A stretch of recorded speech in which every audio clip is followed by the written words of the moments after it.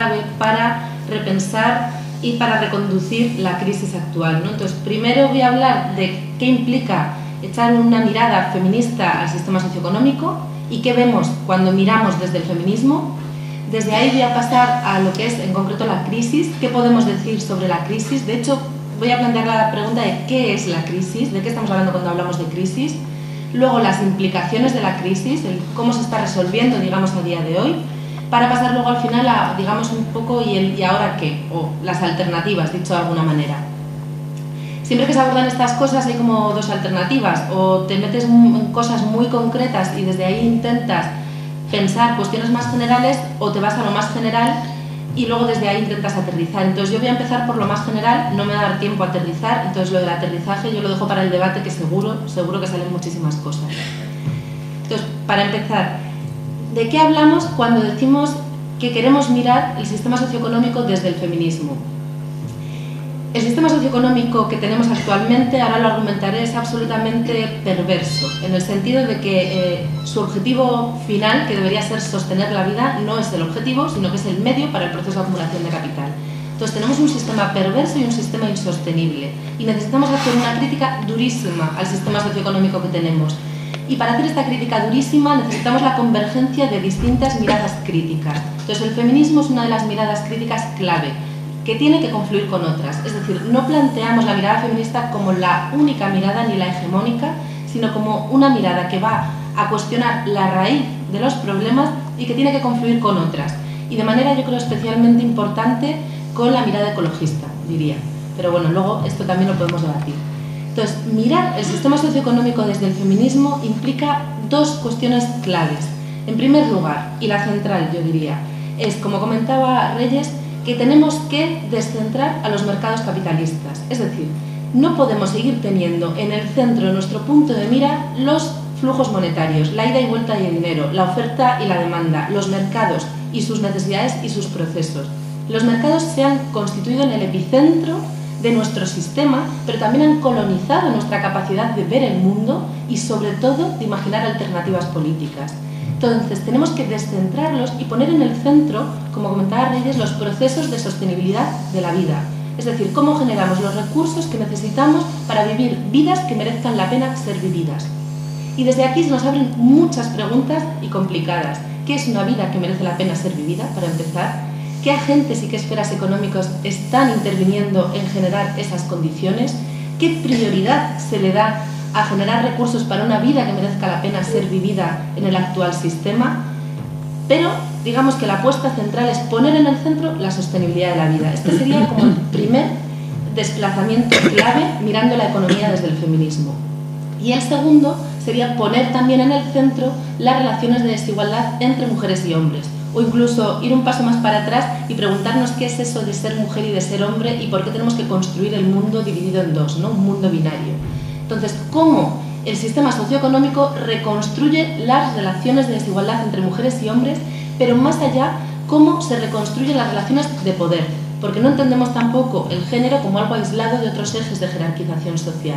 Entonces, ¿cómo se reconstruye el poder y qué tiene que ver la existencia de estas fuertes desigualdades sociales con el actual sistema socioeconómico? Vamos entonces más allá, metemos las relaciones de poder en el centro, cosa que en el discurso económico no se suele hacer, y metemos las relaciones de poder más allá de las relaciones de clase, que es donde se quedan muchas veces las miradas económicas críticas más basadas en el marxismo, ¿no? Digamos que lo que decimos es que tenemos un sistema capitalista heteropatriarcal, entonces queremos saber qué tiene que ver eso del heteropatriarcado con el capitalismo. Estas son como las dos apuestas clave de la economía feminista. Y cuando hacemos esto, ¿qué es lo que vemos? Pues vemos muchas cosas y podríamos estar mucho tiempo hablando, pero por ser esquemáticas. Vemos, en primer lugar, y algo que también ya se ha comentado, un profundo conflicto que decimos entre el capital y la vida. Es decir, que los procesos de acumulación y de valorización de capital utilizan la vida, en el mejor de los casos, utilizan la vida como un medio para el fin de la obtención de beneficios. Entonces, hay dimensiones de la vida que sí que resultan rentables, tanto a través del consumo como a través de su papel en el proceso de producción. Pero hay muchas dimensiones de la vida que no resultan nada rentables. Como dice una compañera italiana, la vejez es el lujo de la clase obrera. Pero es que hay vidas enteras que sobran. Entonces, la vida, en el mejor de los casos, es un medio. Hay dimensiones de la vida que sobran y hay vidas enteras que sobran. Es decir, hay un conflicto, una tensión estructural e irresoluble entre el capital y la vida, que puede dulcificarse por momentos, que en algún momento puede aparentemente parecer que el proceso de obtención de beneficios y el proceso de sostenimiento de la vida van de la mano, pero la tensión siempre está ahí y acaba estallando. Y en este momento de crisis lo estamos viendo clarísimamente cómo estalla. Entonces, si hay un conflicto, no se puede garantizar al mismo tiempo el proceso de valorización de capital y el proceso de generación de recursos necesarios para una vida vivible. La cuestión es, ¿y como colectivo social, a qué proceso otorgamos prioridad? Y no hace falta explicar mucho que el proceso que recibe prioridad en nuestro sistema es el proceso de valorización de capital. Y a esto, desde el feminismo lo hemos llamado que hemos puesto los mercados capitalistas en el epicentro de nuestro sistema. Son las necesidades de acumulación de los mercados las que definen qué se produce, cómo se produce, cuánto se produce, cómo se organizan los tiempos, cómo se organizan los espacios. Definen el conjunto de la estructura social, sus necesidades. Y poner en el centro a los mercados capitalistas implica que la responsabilidad social está puesta en garantizar el proceso de acumulación. Dicho de otra forma, que no existe una responsabilidad social y colectiva en garantizar la sostenibilidad de la vida.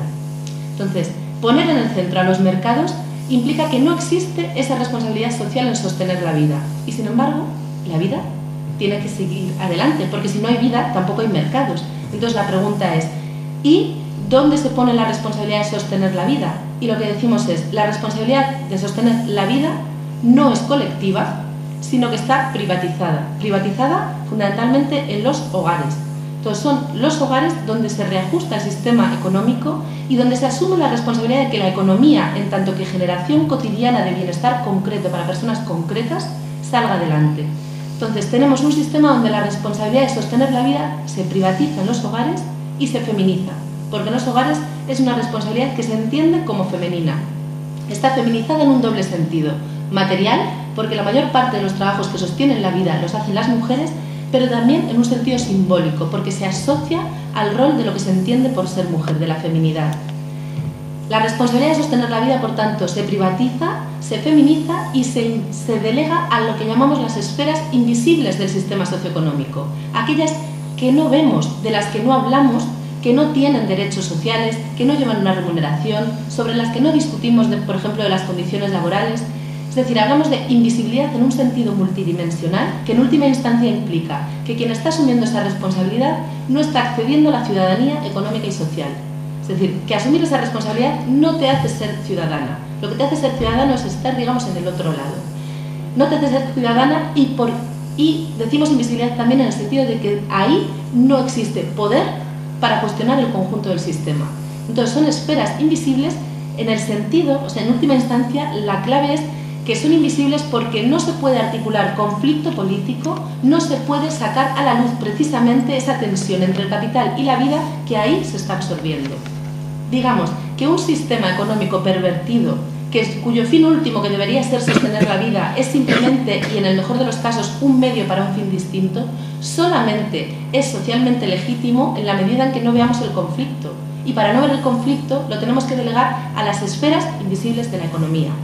Entonces, esto es, a grandes rasgos, digamos, la visión de la economía feminista del sistema capitalista heteropatriarcal. Entonces decimos que es un sistema pervertido, ya he dicho, y es un sistema insostenible, porque en última instancia destruye vida para acumular capital. Y que es un sistema inherentemente jerárquico, necesita de la desigualdad. Por eso utilizamos la metáfora del iceberg. Hay esferas invisibles que sostienen el proceso priorizado de acumulación de capital, pero la invisibilidad no es casualidad, sino que es absolutamente imprescindible para que el sistema siga a flote. Entonces, esto, a grandes rasgos, ya digo, es lo que vemos desde la economía feminista.